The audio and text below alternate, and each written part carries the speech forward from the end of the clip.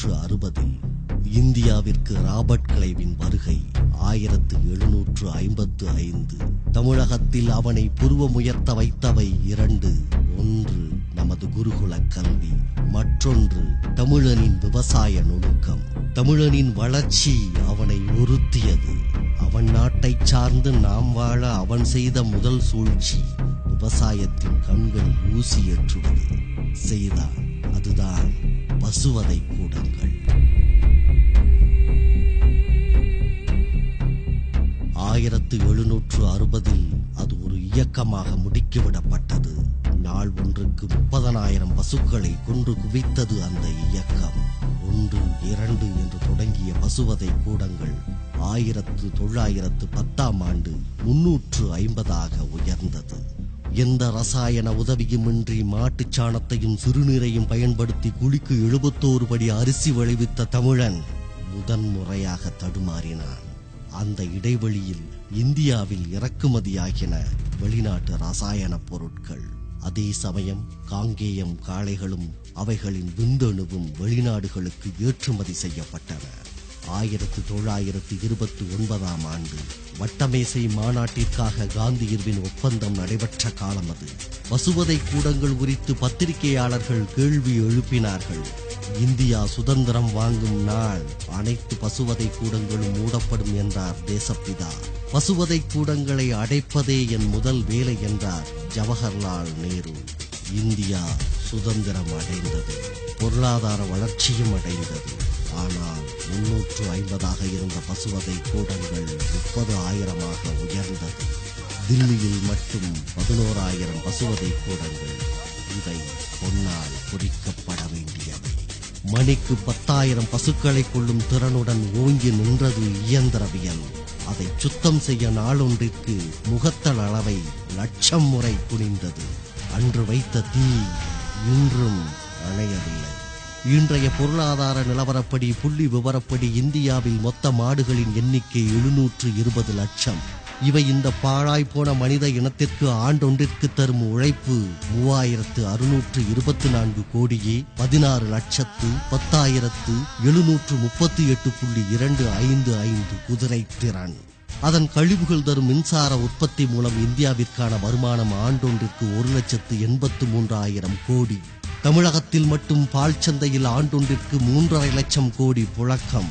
மாட்டுச்சாணத்தின் மூலம் மட்டும் 20,000 கோடி ரூபாயும் விறகுக்காக வெட்டப்படும் 5 லட்சம் மரங்களும் சேமிக்கப்படுகின்றன. தமிழகத்தின் காளைகளும் பசுக்களும் முழுவதுமாக கறிக்காகவும் தோலுக்காகவும் தனிநபர் சுயநலத்திற்காகவும் கொல்லப்பட்டார். இனி நம் நாட்டில் விவசாயம் செய்ய 73 லட்சம் இழுபொறிகள் வேண்டும். அதற்கான முதலீடு ரூபாய் 2 லட்சம் கோடி. அந்த இழுபொறிகளுக்கான எரிபொருள் செலவு ஆண்டொன்றிற்கு ரூபாய் 1,16,375 கோடி. இந்த எரிபொருட்களின் புகை மட்டும் ஓசோன் படலத்தை முத்தமிடுமா? இந்த செலவுகளும் வேதனைகளும் ஒருபுறம் இருக்க, ஆண்டொன்றிற்கு தமிழகத்திற்கான வருவாய் இழப்பு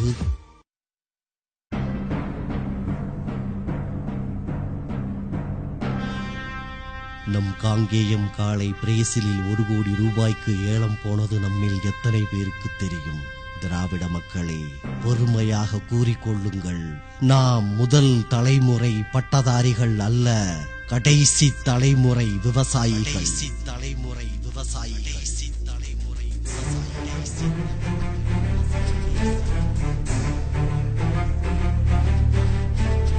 இங்கே இப்பொழுது தமிழ் கலாச்சாரம் அழிந்து விட்டது என கூறும் இன துரோகிகளுக்கு இங்கே ஒன்று சொல்லிக்கொள்ள விளைகிறோம். எந்த தமிழனும் தங்கை உறவு முறையில் இருப்பவளை திருமணம் செய்து கொள்வதில்லை. தமிழனின் கடைசி மூச்சுள்ளவரை தமிழ் கலாச்சாரம் வாழ வைப்போம்.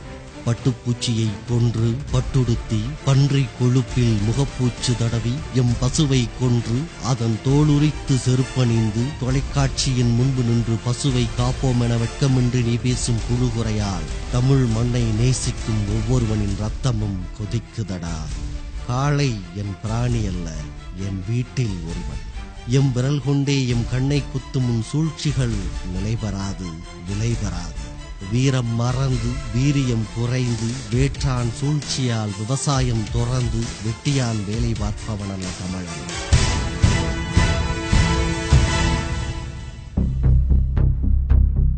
ஆயிரம் உண்டிங்கு ஜாதி எனில் அந்நியர் வந்து புகழென்ன நீதி. ஓ தாயின் வயிற்றிற் பிறந்தோர் தம்முட் சண்டை செய்தாலும் சகோதரர் அன்றோ. ஒன்றுபட்டாலுண்டு வாழ்வே, நம்மில் ஒற்றுமை நீங்கில் அனைவர்க்கும் தாழ்வே. நன்றிது தேர்ந்திடல் வேண்டும், இந்த ஞானம் வந்தார்பின் நமக்கது வேண்டும். எப்பதம் வாய்த்திடுமேனும் நம்மில் யாவர்க்கும் அந்த நிலை பொதுவாகும். 30 கோடியும் வாழ்வோம் வீழில் 30 கோடி முழுமையும் வீழ்வோம். புல்லடி மைத்தொழில் வேணி பண்டு போயின நாட்களுக்கு கிணிமணம் நாணி தொல்லை இகழ்ச்சிகள் தீர இந்த தொண்டு நிலைமையை தூவென்று தள்ளி வந்தே மாதரம் என்போம், எங்கள் மாநில தாயை வணங்குதும் என்போம். நீங்கள் நிற்கும் இந்திய மண்ணை ஒரு முறை முத்தமிட்டுக் கொள்ளுங்கள். தமிழன் என்ற உணர்வுள்ளவன் வாழும் மட்டும் தமிழ் கலாச்சாரம் அழிவதில்லை.